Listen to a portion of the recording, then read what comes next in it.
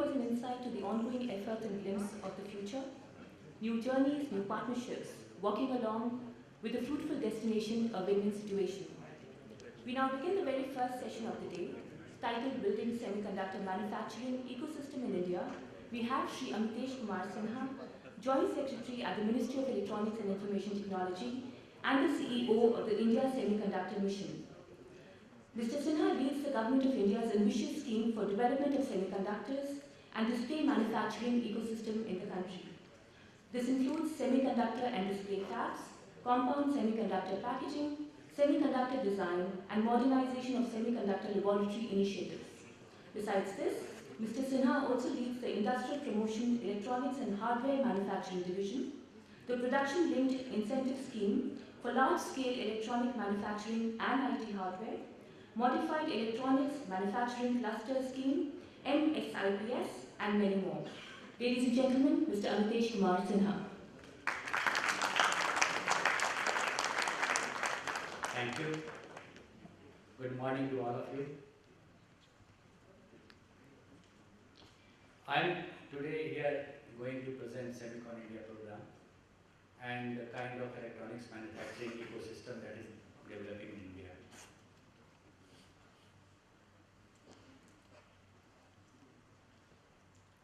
I will start my speech with Honorable Prime Minister vision that we are wanting to become world's reliable partner in global supply chain. That is the mantra, make in India for the world, on which we are working. We are making policies for next 25 years, not any kind of shortcut or short-term policy. If you see the kind of disruption we have all faced during pandemic or post-pandemic with geopolitical tensions, it has clearly told us that there is a need of resilient supply chain. There is a need of again thinking over what kind of arrangement you want to make, whether we want to make only the lowest cost arrangement or we want to make a reliable supply chain. That is very, very important. And today everybody is looking for supply chain diversification, trusted partnership, and for that we have come up with a government policy which can support, which can attract investment from all those companies who are looking for such kind of relationship.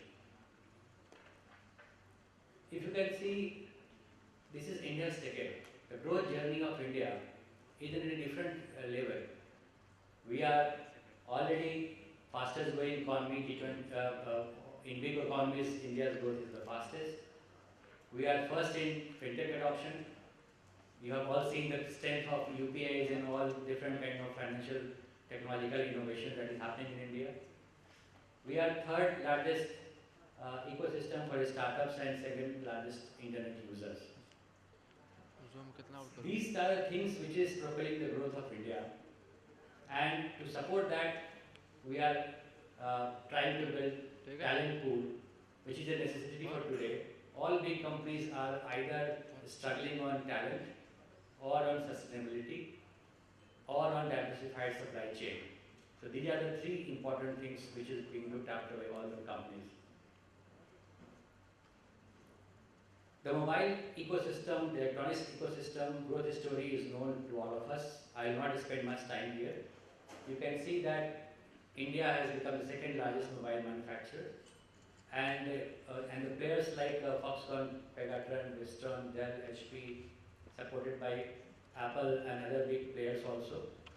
The system is growing, whether it is hearable, wearable, any kind of electronics manufacturing, the pace is tremendous. And the growth is just not in a single digit, it is well above in 2 digit.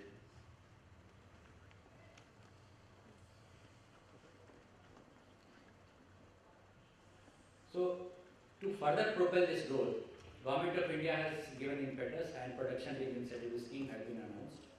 And this incentive scheme is over 23 billion, but 20 billion is almost dedicated to electronic manufacturing.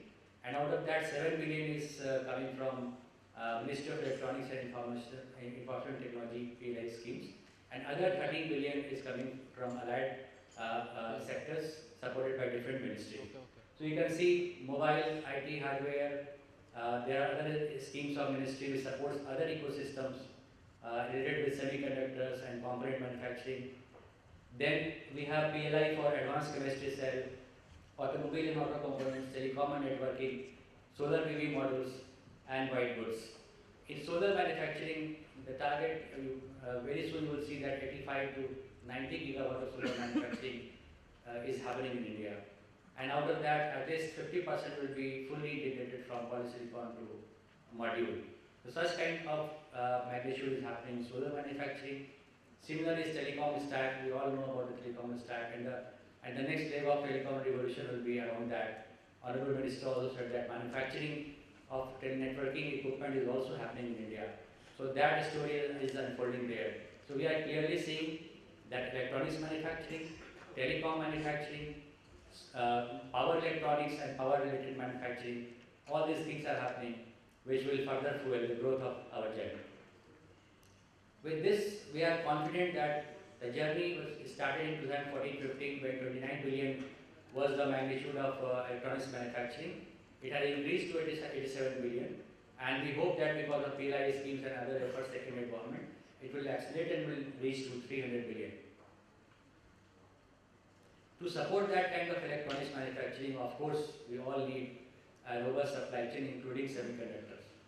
And we have estimated that by 2030, 110 billion of semiconductors will be required.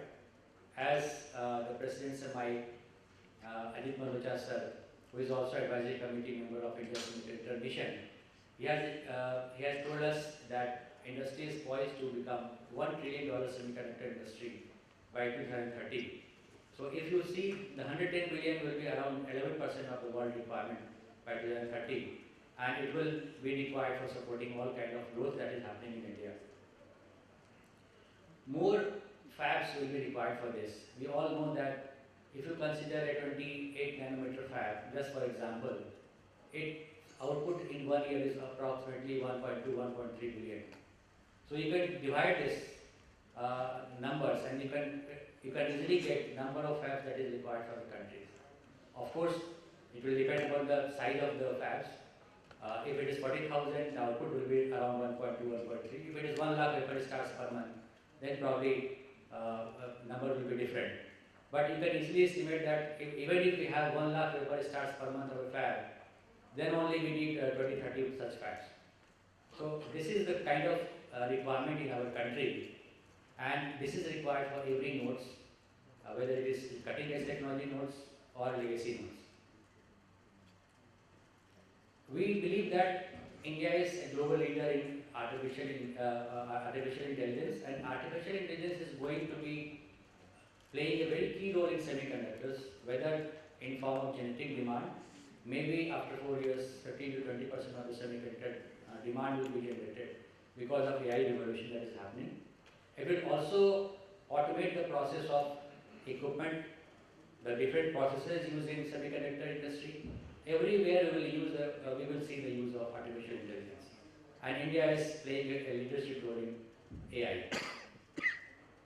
Now I will come to SemiconIndia framework, what kind of support we are providing. This is the ecosystem that already we have. So you can see the left side is all fabulous companies, global companies present in India. Below that, the EDA tools companies, those who are supporting such kind of revolution. On the right side, you can see the equipment and tools manufacturers, strategic facilities that already we have in the form of semiconductor laboratories, CITAR and GATEC. They are already producing semiconductors. And then fab consumables company who are supporting such kind of manufacturing activity. And then all other important logos that is required to support such kind of thing. In our short video also you have seen, but I just want to summarize that Government of India is giving 50% of financial support on pari passu basis, meaning that it is concurrent. Suppose there is a requirement of 100 rupees for a fab, then if you put 5 rupees for construction, Government of India will also put 5 rupees for construction. If you are going to place piecemeal order for equipments and you put 10 rupees, Government of India will also put 10 rupees. So it is as concurrent, you can count it as your cash flow, and it will help you in improving your financials when you are considering setting up a semiconductor facility. And this kind of financial support of 50% is from central government. The state governments are mostly offering more than 20%, some states have gone to 25% also. And again, few states are offering on pari passu basis, few of states are offering in a mix of pari passu and reimbursement, and few states are only on reimbursement basis in 5 years' time. So this kind of financial support is available from central government and state government. And this is available for all semiconductor facilities, whether it is cutting edge technology nodes, legacy nodes, display fab, whether it is LCD or AMOLED, ATMP, OSAT, compound semiconductors, MEMS, sensors, discrete devices, for all these semiconductor facilities, this kind of support is available. There is another piece of support system in the form of fabless company, and now India want to promote Indian fabless companies. For that, design link incentive scheme is also provided, which provides 3 layers of financial support in the form of infrastructure, where we are targeting EDA tools to be delivered through cloud system to our fabless startups. Then in the form of developmental, from POC stage to making a final product, including tape-out, testing and everything, we are providing 50% of the cost, whatever is incurred in that process. And when the product is ready and deployed commercially, then development link incentive scheme of 6 to 4%, meaning that 6%, 6%, 5%, 5%, and 4% over the period of 5 years will also be provided. So with this kind of initiative, we are quite hopeful that 100 fabless companies will come out in the next few years from India. We have already received many proposals, and they are under appraisal, and you will also see some announcement in this regard. SemiconIndia future skill is our target, and we understand that this is the biggest strength of India, and we want to leverage it not only for India but for the world also. There was a talent committee which was formed by Government of India with the participation of industry, academia and government, and today amongst us the chairperson of that talent committee, Ms. Jaya Jagdish, is here. So the committee has recommended and given a clear path over next 10 years. It has considered, it has given recommendation for ESDM sector also, and then all semicon verticals starting from design, fab, display, packaging, everything. A 10-year clear roadmap. What is the requirement of the industry? What CAGR we are expecting? What is the present strength? What will be the future strength? Where is the gap? What kind of curriculum revision is required? What kind of physical inputs that can be added to those systems? Everything is recommended in that committee report. I will not talk about much because we have dedicated sessions for that. That report has given to Department of Higher Education, and they are working on that. Today we will see a rollout of revised curriculum by AICTE also.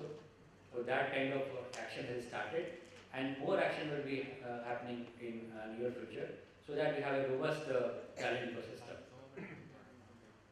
If we see other kind of supports which is not covered by semiconductors, whether it is chemical, gases, equipment, R&D, all kind of things is covered under SCF scheme, where Government of India is providing 25% fiscal support. This is a reimbursement scheme, and we request all the players who are here today to also consider this thing. We are trying to further enhance the scope of this particular scheme. Sustainability is also a biggest challenge today. When we talk about shifting of global supply chain, the OEMs also ask us whether we will be able to deliver sustainable power, renewable energy power to meet their global target, because every big company has announced a zero emission target, some 2030, some has targeted 2025 and so on. If you see today the Indian grid, the capacity of renewable energy is 42%. Out of 410, 172 is coming from renewable energy and non-fossil fuel. And the kind of quality power it is delivering, entire grid is connected in one grid. And the kind of quality of power, we have given some parameters, and then many more parameters are there also. And renewable energy is now available in any form, whether you want to purchase from power exchanges, if you want to purchase one-to-one by open access, availing the open access facility, or you want to directly ask DISCOM, kindly provide the renewable energy. So all this kind of facility is there. Government has also announced Green Energy Open Access Rules 2022 to further facilitate that. Semiconductor laboratory is working for last 40 years with the same quality of power, water, chemical gases, and they are enjoying this facility without any interruption. They have never faced any such kind of problem. The kind of chemical gases and equipment support they are getting will also be equally important for 28 nanometer and above nodes also. So there is no such kind of shortcomings is there in the ecosystem which cannot support any big fab right now. So with this, I'll come to the end of my presentation. We have taken the presidency of G20. We believe in one earth, one family and one future. And we are committed to become part of the global value chain as a trusted partner. And we are geared up to work hand in hand with you and establish India as a skill capital.